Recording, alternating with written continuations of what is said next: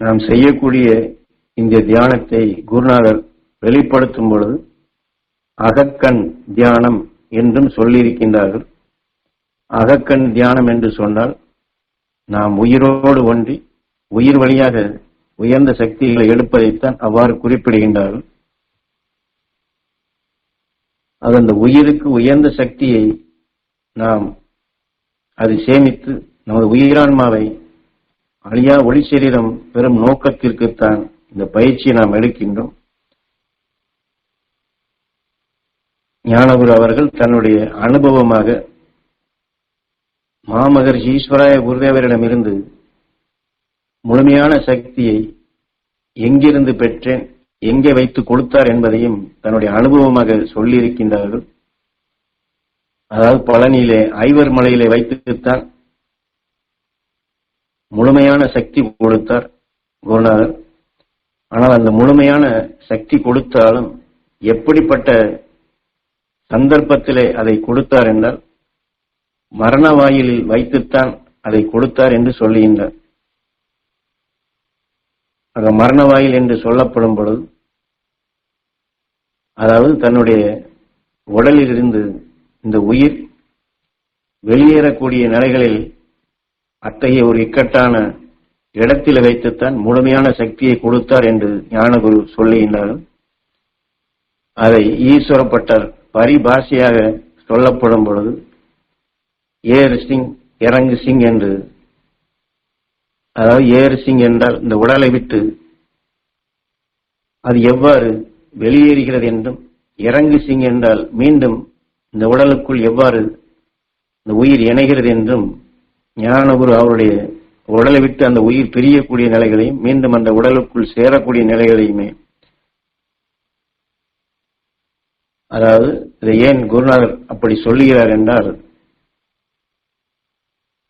நாம் பரிணாம வளர்ச்சியில் இதற்கு முன் புழுவிலிருந்து மிருகங்களாகி இன்று மனிதனாக வந்திருந்தாலும் அந்த புழுவிலிருந்து நாம் வளர்ச்சி பெற்ற நிலையில் ஒன்றை ஒன்று கொன்று தின்று மற்றொன்றை நாம் உணவாக உட்கொள்வதற்காக கொள்வதும், அதே போல நம்மை மற்ற மிருகங்கள் கொள்வதுமாக இப்படி கொன்று தின்று எத்தனையோ மரணங்கள் நரக வேதனைப்பட்டுத்தான் இங்கே வந்திருக்கின்றோம். அப்படி ஒவ்வொரு சரீரத்திலும் தன்னை காட்டிலும் வலுகொண்ட உயிரினம் அதனுடைய வாயிலை சிக்கப்படும் பொழுதுதான், உதாரணமாக மானாக இருப்பது புலியினுடைய இரையாகி புலி அதை உணவாக உட்கொள்ளும் நிலைகள் தான் மான் புலியாக அது பரிணாம வளர்ச்சிக்கே வருகின்றது. அதாவது அந்த இடத்திலே மான் உடலை உருவாக்கிய அணுக்கள் அந்த அணுக்களுடைய செல்லுகளில் முழுவதும் அந்த புலியினுடைய உணர்வுகளே ஆக்கிரமிக்கின்றது. மானினுடைய கூர்மை, எண்ணம், நினைவு அனைத்தும் புலியின்பாலே செல்லுகின்றது. அந்த மரணமடையும், அதாவது மரணமடையும் என்று சொல்வதை அதைத்தான் ஏறு சிங் என்று ஈஸ்வரப்பட்டர் குறிப்பிடுகின்றார். இந்த உயிர் இந்த உடலை விட்டு எப்பொழுது அது வெளியேறுகின்றதோ அல்லது எதன் காரணமாக வெளியேறுகின்றதோ, என்றால் இந்த இடத்திலே இதை முகப்பு என்று சொல்லலாம். இந்த உயிருக்குள் ஓம் ஓம் என்று ஒரு இயக்க சக்தி விண்ணிலிருந்து வரக்கூடிய விஷயத்தினுடைய தாக்குதலால் தான் இந்த உயிருக்குள் எதிர்மறையான இயக்கமாக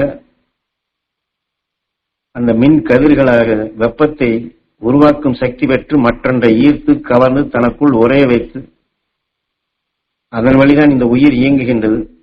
அப்படி தனக்குள் கவர்ந்து கொண்ட சக்திகள் தான் உடலாக மாறுகின்றது. ஆனால் உடலாக மாறினாலும் இந்த உயிர் எப்படி இயங்குகின்றது, இந்த உடலில் இருக்கக்கூடிய அணுக்களும் இதே போன்றுதான் இயக்கமாகின்றது. ஆக நமது உயிர் ஓம் என்றால் உடல் இருக்கக்கூடிய அணுக்கள் அனைத்துமே ஓமுக்குள் ஓம். உயிர் இருக்கக்கூடிய காந்தமும் இந்த உடல் இருக்கக்கூடிய அணுக்களின் காந்தமும் ஒரு சீரான நிலையில் இயக்க சக்தியா வரும் பொழுதுதான் இந்த உயிர் இந்த உடலில் இருந்து தன்னுடைய வளர்ச்சியும் இது கொண்டு வருகின்றது. ஆனால் இந்த உயிரில் இருக்கக்கூடிய காந்தமும் இந்த உடலை உருவாக்கிய அணுக்கள் இருக்கக்கூடிய காந்தமும் அதற்குள் எதிர்மறையாகி பேதங்களாகி இந்த உயிரின் ஈர்ப்பு மற்றொன்றின் ஈர்ப்பிற்கு, அதான் முகப்பு என்று சொல்வது, அந்த காந்த சக்தி மாறிவிட்டால் இந்த உடலிலே இந்த உயிர் தங்காது, வெளியே சென்று விடும். இன்று நாம் மரணம் அடைவதற்கு எத்தனையோ காரணங்கள் சொல்லுகின்றோம். இந்த உறுப்பு பழுதாகிவிட்டது, அது இப்படி ஆகிவிட்டது, யாரோ கொன்று விட்டார்கள், அல்லது நோயாகிவிட்டது என்று சொல்லுகின்றோம். ஆனால் இதனுடைய நுணுக்கமான நிலையில் உயிரில் இருக்கக்கூடிய காந்தமும் அந்த உயிரால் உருவாக்கப்பட்ட அணுக்கள் இருக்கக்கூடிய காந்தமும் ஒரு சீரான நிலையில் ஈர்ப்பின் தன்மை இருக்கும் பொழுதுதான் இந்த உயிர் இந்த சரீரத்தில் இருக்க முடியும். இந்த உயிர் அதனுடைய ஈர்ப்பு, அதனுடைய காந்தம், அதனுடைய முகப்பு, அதனுடைய திசை மாறிவிட்டால் இந்த உடலில் இருந்து தன்னிச்சையாகவே அது சென்று வரும். அப்படித்தான் புலிவாயிலே சிக்கக்கூடிய மானுடைய உயிரான்மா மானினுடைய உணவின் அணு செல்களாக வளர்ச்சி பெற்று அந்த ஈர்ப்பின் காந்தமாக அனைத்து அணுக்களுமே இயங்கி வந்த நிலையில் அந்த புலியினுடைய உணர்வுகள் அந்த முன்பகுதியிலே ஆக்கிரமிப்பு அதிகமாகும் போது நான் உத்தராயணம் என்று குருநாதர் எதை நம்முடைய எண்ணங்கள் நினைவுகள் துருவ நட்சத்திரத்தின்பால் செல்ல வேண்டும் என்று இந்த முகப்பை சப்தரிஷி மண்டல உணர்வை கொண்டு வருகின்றார்கள். இதை போன்று அந்த புலியினுடைய நினைவுகள் மானை, அதாவது மானுக்குள் இயங்கிய உயிரான்மாருடைய முகப்பில் அதிகமாகும் பொழுதுதான் அந்த உயிர் இந்த சரீரத்தை விட்டு புலியின் ஈர்ப்பிற்குள் அந்த காந்தத்திற்குள் அது இணைக்கப்பட்டு, அதாவது மானின் உடலில் இருந்த உயிரான்மா புலியினுடைய கருவறைக்குள் சென்று அது அடுத்து புலியாக மாறுகின்றது. ஏனென்றால் அந்த உயிர் அழியாதது, இந்த உடல்கள் அழியக்கூடியது. ஆக இதை போன்றுதான் மகாமகரிஷி ஈஸ்வராய குருதேவர் ஐவர் மலையிலே வைத்து தன்னை காப்பாற்றும்படி சொல்லி, ஆனால் குரு அவரை காப்பாற்றும் நேரத்திலே அவரை காப்பாற்ற முடியாது, அந்த மலையிலிருந்து வழுக்கி அவர் கீழே விழுகும் அந்த சந்தர்ப்பத்தை தான் ஏறு சிங் இறங்கு சிங் என்று அந்த வழுக்கலான இடத்திலே ஞானகுரு அவர்கள் சறுக்கியது கீழே அந்த விழுகக்கூடிய அந்த குறைந்த காலகட்டத்திலே அவருடைய உயிரான்மை எப்படி வெளி செல்லுகின்றது என்பதை அதை பிரித்து காட்டி, அந்த நேரத்தில் நீ ஏறு சிங் பார்த்திருக்கின்றாயா, இறங்கு சிங் பார்த்திருக்கின்றாயா என்றும், நீ இந்த பிரபஞ்சத்தை பார், இந்த அண்டத்தை பார், இந்த பேரண்டத்தை பார் என்று அந்த உடலை விட்டு அந்த உயிரான்மா பிரியும் நேரத்திலே இந்த முகப்பாக விண்ணினுடைய ஆற்றலை மாமகரிஷி ஈஸ்வராய குருதேவர் அவருக்கு காண்பிக்கின்றார். அந்த இடத்தில் வைத்து அது உணர்ச்சிகளை தூண்டப்படும் பொழுதுதான் இந்த மனித உடல் உறுப்புகளை உருவாக்கிய அணுக்கள், இந்த புவியின் பற்றினால் விளைந்த அந்த அணுக்களுக்குள் மாமகரிஷி ஈஸ்வராய குருதேவர் தமக்குள் விளைய வைத்த அந்த விண்ணினுடைய ஆற்றலை முழுமையாக ஞான குருவிற்குள் அந்த உயிரின் ஈர்ப்பில் அந்த காந்தத்தில் அதை ஈர்க்கும்படி செய்து ஞான குருடைய முழு நினைவாற்றலும் மாமகரிஷி ஈஸ்வராய குருதேவர் காட்டிய வழியில அந்த விண்ணினுடைய பற்றை, விண்ணுலக ஆற்றலை அதை ஈர்க்கும் சந்தர்ப்பமாக, என்னால் அந்த காணாத காட்சிகளை எல்லாம் அங்கே காணும்படி செய்தார். முழுமையான சக்தி அங்கே வைத்துத்தான் கொடுத்தார். ஆக கீழே விழுகக்கூடிய நிலையில் இருந்தாலும் என்னை திடீரென்று அது சமமான இடத்திலே அமர வைத்து ஒரு பெரு விரலிலே சிவ நடனம் போன்று ஆடி காண்பித்து, தான் பைத்தியம் அல்ல என்ற நிலைகள் அவருக்குள் விளைந்த முழுமையான சக்திகளை, இன்னும் குறிப்பாக சொல்ல வேண்டும் என்றால் ஞானகுரு உடலை உருவாக்கிய அணுக்கள் அனைத்திலுமே அந்த விண்ணினுடைய ஆற்றலை பெரும் சந்தர்ப்பமாக அந்த இடத்திலே வைத்துத்தான் குரு கொடுக்கின்றார், ஞானகுரு அதை பெறுகின்றார்கள். இதை ஏன் இப்பொழுது சொல்கிறோம் என்றால், நம்முடைய கண்ணினுடைய நினைவாற்றல் நாம் இப்பொழுது உடலிலே ஆரோக்கியமாக சமமாக சீராக வாழும் பொழுது அதற்கொப்பதான் நம்முடைய எண்ணங்கள் செல்லும். ஆனால் இந்த உடலை விட்டு நாம் பிரியப் போகின்றோம், நாம் இறக்கப் போகின்றோம், மரணமடைய போகிறோம் என்றால் அதனுடைய உணர்வின் இயக்கங்கள் நாம் இப்பொழுது அமைதியாக இருக்கும் பொழுது அந்த உணர்ச்சிகள் நமக்கு தெரிய வராது, அந்த இடத்திலே தான் அது தோன்றும். அதைத்தான் இங்கே முகப்பு என்று சுட்டி காட்டி நம் உடல் இருக்கக்கூடிய அணுக்கள் அனைத்திலுமே எப்படி அந்த மானினுடைய உடல் இருக்கக்கூடிய அந்த மானின் உயிர் புலியாக அது வளர்ச்சிக்கு வருகின்றதோ, இதை போன்று நாம் நம்முடைய நினைவாற்றலும் என்றால் இங்கே மரணம் என்று சொல்லுவது மனிதனுக்குள் விளைந்த உணர்வுதான். நமக்கு மரணம் என்றுமே இல்லை. நாம் விண்ணிலே தோன்றியவர்கள். விண்ணிலே தோன்றிய உயிர்தான் இந்த பூமிக்குள் விஜயம் செய்து பல உடல்களை எடுக்கின்றது. ஆனால் இந்த உடல்களைத்தான் நான், இதுதான் நாம் என்று மாயை என்று சொல்லுகின்றோம். அதான் அழியக்கூடிய இந்த பொருளைத்தான் நான் என்று நினைத்துக் கொண்டிருக்கின்றோம். அந்த பற்றைத்தான் குருநாதர் அங்கே உணர்த்தி இந்த விண்ணின் பற்றுக்கு உயிருடன் ஒன்றி ஒளியான மகர்ஷிகள் ஞானிகள் பற்றை பற்றுடன் பற்றும்படியாகத்தான் தன்னுடைய அனுபவமாகத்தான் பெற்றதை நமக்கு இது உணர்த்தி முழுமையான சக்தி அங்கே வைத்துத்தான் கொடுத்தார் என்று அந்த முழுமையான சக்தி ஈர்க்கும் நிலையாக அந்த சந்தர்ப்பம் எனக்கு அமைந்தது.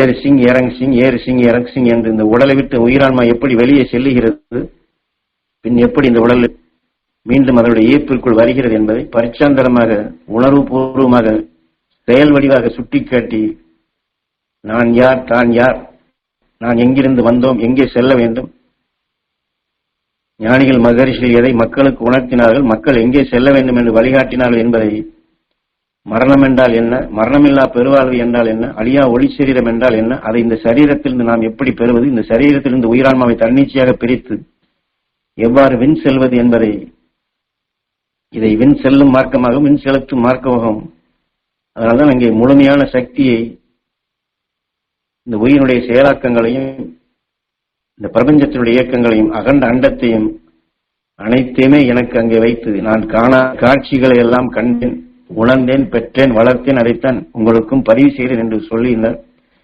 அதை போன்று நாமும் இப்பொழுது நம்முடைய கண்ணின் நினைவாற்றல் எங்கே கூர்மையாக இருக்க வேண்டும்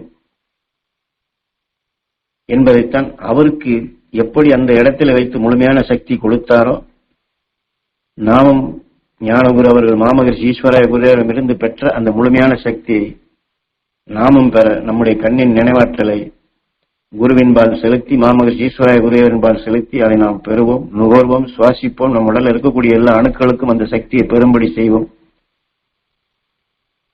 என்றால் இந்த வாழ்க்கையிலே நமக்கு பற்று தேவை, இப்படி இருக்க வேண்டும், அப்படி இருக்க வேண்டும் என்று இது எல்லாமே இந்த உடல் இதுதான் நான் என்ற நிலையில் எண்ணி இயங்கும் பொழுதுதான் இந்த நினைவுகள் இந்த புவியின் பற்றுக்குள் நம்மை மீண்டும் இழுத்து கொண்டு வருகின்றது. இதை நாம தன்னிச்சையாக அப்படி பிரிக்க முடியாது. அதனால்தான் நிறைய பேர் சொல்லுகின்றார்கள், நான் வாழ்ந்து விட்டேன், நான் உடலை விட்டு பிரிய வேண்டும் என்று விரும்புகின்றேன், ஆனால் ஏனோ இறைவன் என்னை இந்த சரீரத்திலேயே இப்படியே வைத்திருக்கிறார் என்றெல்லாம் சிலர் சொல்லுவார்கள். ஒரு சிலர் வாழ வேண்டும் என்று எண்ணுவதாகவும், அவர் நல்ல மனிதர், நன்றாகத்தான் இருந்தார், ஆனால் என்னவென்று தெரியவில்லை, திடீரென்று இப்பொழுது வரை நன்றாக இருந்தார், திடீரென்று இறந்து விட்டார் என்று சொல்வதெல்லாம் இந்த அடிப்படையில தான். உடல் இருக்கக்கூடிய அணுக்களுடைய ஈர்ப்பு காந்த சக்தியும் உயிரில் இருக்கக்கூடிய காந்த ஈர்ப்பு சக்தியும் எவ்வாறு எதிர்மறையாகி அழுத்தங்கள் மாறுபடுகின்றதோ அப்பொழுதுதான் இந்த உடலை விட்டு இந்த உயிர் பிரியும் நிலைகள் வருகின்றது. அது யாரோ எங்கோ எவரோ எழுதி வைத்ததல்ல, இதெல்லாம் சந்தர்ப்பம், இயற்கையினுடைய நீதிகள். அதைத்தான் குருவிற்கு இதை பரிச்சாந்தரமாக காட்டியுள்ளார்கள். நாமும் தெரிந்தோ தெரியாமலோ பழைய அதாவது சித்தர்கள், சில முனிவர்கள், சில இதுபோன்ற புத்தகங்களை படித்திருந்தால் அவர்களுக்கு நிச்சயமாக இது தெரிந்திருக்கும். சித்தர்கள் என்பவர்கள் எல்லாம் இப்படி சித்து வேலை செய்வார்கள். உடலை ஒரு இடத்தில் வைத்துவிட்டு அவர்கள் வேறொரு இடத்திற்கு பறந்து செல்கின்றார்கள், பறந்து சென்றார்கள் என்றெல்லாம் படித்திருப்போம். அதை நம் குருநாதன் இதை போன்று ராமகிருஷ்ணன் அவர்கள் எவ்வாறு சக்தி பெற்றார்கள் என்பதை காணும்படி செய்வதற்காக குருநாதர் எம்மையும் இப்படி சூட்சமாக அழைத்து சென்றார் என்று சொல்லி இருக்கின்றார். இது மட்டுமல்ல, அகண்ட அண்டத்திற்கும் அழைத்து சென்றுள்ளார், 2000 சூரிய குடும்பத்தையும் காட்டியுள்ளார் என்றும் சொல்லியுள்ளார்கள். ஆகவே இந்த உடல் அது நாம் அல்ல, இந்த உயிர்தான் நாம் என்பதை உணர்ந்து இந்த உயிருக்கு நாம், இந்த உயிரான்மாவுக்கு அழியா சொத்தை சேமிக்கக்கூடிய சந்தர்ப்பம் அதுதான் இந்த வாழ்க்கை என்பதை உணர்ந்து இந்த உடலை ஒரு நிலமாக இதை நாம் பயன்படுத்தி இந்த நிலத்திலே ஞானகுரு நமக்கு பதிவு செய்துள்ள ஞானிகளுடைய அருஞான வித்துகளை நாம் மீண்டும் மீண்டும் ஆழமாக பதிவு செய்து அந்த வித்தினை வளர்த்திடும் நிலையாக நம்முடைய கூர்மை, அதான் முகப்பு என்று சொல்வது, நம்முடைய எண்ணத்திற்கும் சரி, நமது புருவமத்தில் உயிருக்கும் சரி, உடல் இருக்கக்கூடிய அணுக்களுக்கும் சரி, இந்த முகப்பிலே ஞானகுரு அவர்கள் பெற்ற, மாமகர்ஷி ஈஸ்வராய குருதேவர் பெற்ற, அகசியன் பெற்ற, அகசியனை பின்பற்றி சென்ற எத்தனை 30 முக்கோடி தேவாதி தேவர்கள் என்று அவன் உணவை கவர்ந்தவர்கள் அனைவருமே இன்று தன்னுடைய உயிரான்மாவை ஒளி சுடராக மாற்றி எவ்வாறு வென் சென்றார்களோ அந்த உணர்வின் ஈர்ப்பாக நம்முடைய முகப்பை நாம் கொண்டு வந்தோம் என்றால், நம்முடைய இருக்கக்கூடிய அணுக்களுக்கும் இந்த சக்தியை கொடுத்தோம் என்றால் நாமும் அந்த முழுமையான சக்தி பெற முடியும். இது நம்மால் சாத்தியமானதுதான்.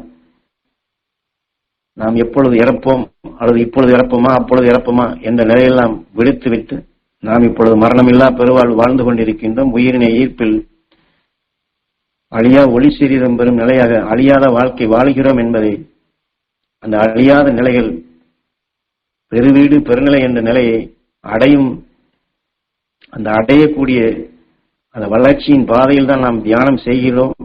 அதற்குத்தான் இதை செயல்படுத்துகிறோம் என்பதை இந்த உடல் பற்றை வெளுத்துவிட்டு உயிர் பற்றை வளர்த்து ஞானிகளை பற்றுடன் பற்றி துருவ நட்சத்திரத்தை பற்றுடன் பற்றும் நிலையாக நம்முடைய கூர்மை, அந்த முகப்பை நாம் கொண்டு வருவோம். நமக்கு இறப்பும் இல்லை, பிறப்பும் இல்லை. நாம் அந்த மகரிஷிகள் அல்வட்டத்திலே வாழ்ந்து கொண்டிருக்கின்றோம். மகரிஷிகள் வேறல்ல, நாம் வேறல்ல என்ற நிலையை நாம் உணரக்கூடிய ஒரு பருவமாக நம்முடைய சுவாச நிலையிலே அந்த அருள் மகரிஷியுடைய மனங்களை சுவாசிப்பதும், உயிரிலே அந்த ஒளியான உணர்வுகள் நம் புருவ மத்திய வழியாக ஈர்க்கப்பட்டு உடல் இருக்கக்கூடிய அணுக்கள் அனைத்துமே அந்த ஒளியான உணர்வுகளை பெறுவதையும், அந்த ஒளியான அணுக்கள் நமக்குள் பெருகி நமது ஆன்மாவிலும் நமது உயிரிலும் அந்த ஒளியான அணுக்கள் பிரகாசித்துக் கொண்டிருப்பதையும், அந்த பிரகாசிக்கக்கூடிய நிலைகள் நாம் அந்த மகரிஷியுடன் தொடர்பு கொண்ட நிலையாக, நமது குரு அவர் வாழ்ந்த காலத்தில் எப்படி நான் இங்கே அமர்ந்திருக்கின்றேன் அல்லது படுத்திருக்கிறேன் என்று நீங்கள் எண்ண வேண்டியதில்லை. எம்மை சந்தித்த அனைவருக்கும் அந்த சக்தி கிடைக்க வேண்டும் என்று இந்த பிரபஞ்சத்தை, அகண்ட அண்டத்தையே சுழன்று கொண்டு அலைந்து திரிந்து உங்களுக்கு அந்த உயர்ந்த சக்தி கொடுத்து கொண்டிருக்கின்றேன். நான் எப்பொழுது நினைத்தாலும் இந்த உடலை விட்டு பிரிந்து சப்தரிஷி மண்டலத்தில் இணைய முடியும். ஆக உங்களுக்கு அந்த சக்தி கொடுக்க வேண்டும் என்பதற்குத்தான் இந்த உடலிலே இந்த இடத்திலிருந்து உங்களுக்கு உபதேசிக்கிறேன் என்று சொன்னது போன்று நாமும் அந்த குரு காட்டிய அருளில் அவர் பெற்ற அந்த அரும்பெரும் சக்திகளை நாமும் அந்த குரு அருளை பெற்று நாமும் அந்த ஆற்றலை பெறுவோம். குருவை போன்று அந்த நிலை பெறுவோம். என்றால் மாமகரிஷி ஈஸ்வராய குருதேவர் ஐவரு மலையிலே அந்த மரணவாயில் வைத்து அதை காட்டப்படும் பொழுது குருநாதருக்கு உணர்த்திய பேருண்மை அதுதான். அதை பெற்றுத்தான் ஞான குருவும் அந்த உபதேசத்தின் அனுபவத்தின் முடிவிலே சொல்லப்படும் பொழுது நீங்கள் அனைவரும் என்னை போன்று உயர்ந்த ஞானிகளாக மகரிஷிகளாக வளர வேண்டும் என்பதற்குத்தான் குருநாதர் எமக்கு மரணவாயில் வைத்து கொடுத்த அந்த முழுமையான சக்தியை உங்களுக்குள்ளும் இதை ஆழமாக பதிவு செய்து நீங்களும் இதை பெறுவதற்காக இதை பதிவு செய்கிறேன் என்று அந்த அனுபவத்தின் நிறைவு பகுதியாக நாம் அனைவரும் குரு பெற்ற அந்த முழுமையான சக்தி பெற வேண்டும் என்று நாம் எல்லாம் அந்த ஞான குருவாக மகரிஷிகளாக உருவாக வேண்டும் என்று உணர்த்துகின்றார். ஆகவே இப்பொழுது நாம் ஞான குருவை எண்ணி மாமகரிஷி ஈஸ்வராய குருதேவரை எண்ணி ஐவர் மலையிலே வைத்து மாமகரிஷி ஈஸ்வராய குருதேவர் எந்த சக்தியை ஞான குருக்கு கொடுத்தார், அதை குரு எவ்வாறு பெற்றார், பெற்ற நிலைகள் அவர் எவ்வாறு அந்த முழுமையான நிலைகள் உயிருடன் ஒன்றி அந்த ஒளியான நிலைகள் மரணமில்லா பெருவாழ்வாக உயிரின் ஈர்ப்பிலே உயிரை பற்றுடன் பற்றி உயிருடன் ஒன்றி அவர் பேரானந்த பெருமகிழ்ச்சி என்ற நிலையை அந்த மகரிஷியுடன் ஒன்றி வாழும் நிலைகளை பெற்றாரோ அந்த சக்தி அனைத்தும் நாம் பெற வேண்டும் என்று நம்முடைய கண்ணின் நினைவாற்றலை ஞான குருவின்பால் செலுத்தி மாமகரிஷி ஈஸ்வராய குருவின்பால் செலுத்தி நம் கண் கருமணிகளிலே இந்த உணர்வுகள் ஆழமாக பதிய வேண்டும். நம் உடலில் இருக்கக்கூடிய எல்லா அணுக்களுக்குமே அந்த ஒளியான உணர்வுகள் அந்த அழியா ஒளி சரீரம் என்று எதை குரு உணர்த்துகின்றாரோ, இந்த உயிருடன் ஒன்றும் உணர்வுகள் அனைத்துமே அந்த அழியா ஒளி சுடராக உயிரால் உருவாக்கப்பட்ட இந்த உடல் இருக்கக்கூடிய எல்லா அணுக்களுக்குமே அந்த உயர்ந்த சக்தி கிடைக்க வேண்டும் என்று நம் கண் கருமணிகளிலே அந்த உயர்ந்த சக்தி பெற வேண்டும் என்று தியானிப்போம். இங்கே தியானத்தில் அமர்ந்துள்ள அனைவரது கண் கருமணிகளிலும் ஐவர் மலையிலே ஞானகுரு அவர்கள் பெற்ற அந்த முழுமையான சக்தி, அந்த விண்ணினுடைய ஆற்றல் உயிருடன் ஒன்றி பேரருள் பேரொழியாக மரணமில்லா பெருவாழ்வாக என்றும் 16 என்று துருவ நட்சத்திரம் சப்தரிஷி மண்டலம் அவைகளுக்கு எப்படி அழிவில்லாத நிலைகளாக அது என்றுமே 16ஆக வாழ்ந்து வளர்ந்து கொண்டிருக்கின்றதோ, நாமும் அந்த துருவ நட்சத்திரத்தை போன்று சப்தரிஷி மண்டலத்தை போன்று மகரிஷிகளைப் போன்று நாமும் அந்த என்றும் 16 என்ற நிலையை தியானத்தில் அமர்ந்துள்ளோர் அனைவரும் அந்த சக்தி பெற வேண்டும். அனைவரது கண் கருமணிகளிலும் அந்த ஈர்ப்பு, அதை பெறக்கூடிய தகுதி, உடலை உருவாக்கிய அணுக்கள் அனைத்திலும் அந்த உயர்ந்த சக்தி எல்லோருக்கும் அது கிடைக்க வேண்டும். எல்லா அணுக்களிலும் அந்த என்றும் 16 என்று ஒளியான உணர்வுகளாக மனிதனுக்கு அடுத்து எது வளர்ச்சி என்று இயற்கையினுடைய தத்துவமாக இயற்கையினுடைய நியதி என்று ஞானிகள் மகரிஷிகள் உணர்த்தினார்களோ, அந்த பரிணாம வளர்ச்சியாக நாம் இன்றைய செயலாக நாம் அதை வளர்ப்போம். நாம் அனைவரும் மகரிஷிகளோடு ஒன்றி வாழ்வோம். மகரிஷிகளின் ஈர்ப்போட்டத்தில் இணைந்திருப்போம். அவர்கள் வேறல்ல, நாம் வேறல்ல என்ற நிலையை அடைவோம் என்று எல்லோருக்கும் அந்த சக்தி கிடைக்க வேண்டும் என்று இப்பொழுது நாம் ஒரு நிமிடம் ஞான குருவை மாமகர்ஷி ஈஸ்வர குருவை எண்ணி நம்முடைய கண்ணின் நினைவுகளுக்கு அதை அந்த முகப்பாக கொண்டு வந்து அதை நம் ஈர்ப்புக்கு கொண்டு வருவோம். உயிர் வழியாக அதை கவர்வோம். நம் உடலில் இருக்கக்கூடிய எல்லா அணுக்களுக்குமே அந்த சக்தியை நாம் பங்கு வைப்போம். இந்த உயர்ந்த உணர்வை சுவாசிப்போம்.